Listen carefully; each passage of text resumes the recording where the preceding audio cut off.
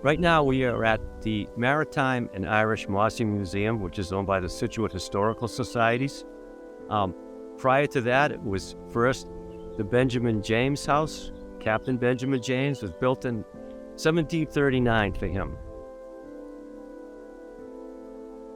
In the 1780s, this house was abandoned because he built a mansion at the corner of what is now Stockbridge and Country Way.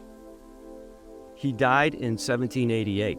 In 1791 to 1793, there was a smallpox epidemic, and this house was vacant. So the town took it and made it into what they called a pest house, which was basically a hospital for smallpox sufferers. There were 8 beds upstairs, and 12 people actually died of smallpox in Scituate. One of them was Benjamin James Jr.'s wife's father.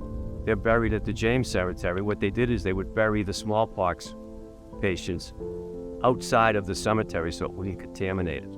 Scituate, with other towns, decided it was a good idea to inoculate its citizens. The first inoculations at Scituate were actually done in the James house. Now, this was a controversial subject back then, as vaccines are now, obviously. But they did a test, and I believe they had around 300 people, and half of them were inoculated and half weren't. The ones that were inoculated, 6 people passed away, and the ones that weren't, about half of them passed away. So it did work. But like I said, it was still controversial. Cotton Mather, who was the Puritan minister in Boston, he was all for inoculation. However, some of his following, his flock, was not. Someone threw a firebomb through his window. It didn't go off, but around it was a note. And the note said, "Cotton Mather, I was once one of your meeting, but the cursed lie you told made me leave you, you dog. And damn you, I will inoculate you with this, with a pox on you." So like I said, it was very controversial. The town of Chelsea, they made it against the law to inoculate someone. So smallpox, it would ravage in probably 20 to 30 year intervals.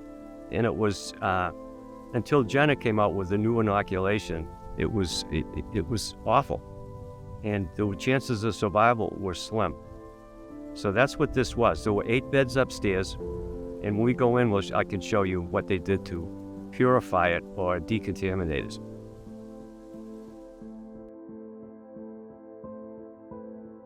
Benjamin James Sr. was under surveillance by the Committee of Safety and Inspection. They thought that he was not loyal to the patriotic cause. What he did is he swore his loyalty to the Patriots, and it was cleared of all charges. I'm not sure if it was a petition or a law that was passed around, and what it did is it forbade people to do commerce with people that supported the British government. And there were people in Scituate that wouldn't sign it. One of them was a Curtis. He ended up getting driven out of town. A lot of them went to Marshfield, Nova Scotia, England. Marshfield was a huge hotbed of Tories at one point. That was almost the second battle of the Revolution. General Gage had people stationed there, but they left. A lot of the Marshfield residents ended up in Nova Scotia or back in England.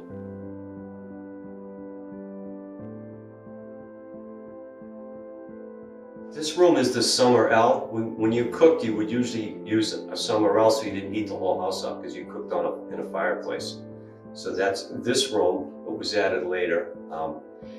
It was also after the smallpox. This was a smallpox hospital. After the epidemic, it was cleansed by charring the beams, which you could see on the ceiling in the other room. So the smallpox epidemic was over in 1794. And they returned the house to Benjamin James Jr. The town actually cleaned the house up for him, and some of the people in town were a little upset about that. They thought we were wasting money. However, Benjamin James Jr. was kind of a character. They actually appointed a guardian for him because of his excessive drinking, his idleness, and his misspending of his time. He died, I believe, a year later, and this house went through a few changes, and in 1994, the Historical Society bought it for $120,000, and in 1997, it was opened as the Maritime Irish Mossing Museum. We are now upstairs at the James House. This is where the hospital beds were. There were 8 beds up here for people that had contracted smallpox, and they were treated here. And I'm not sure what their fate was, but this is what it was for 2 years. It was a hospital. 8 beds in the upstairs. There's 3 rooms upstairs, so they would have been separate. I think it was just you tried to treat them, they were sick, and hopefully they came around. I don't know what the success rate was. I'm sure it wasn't very good. And if you did survive, of course, then you had pox all over you and so on and so forth. That you didn't look very good after that.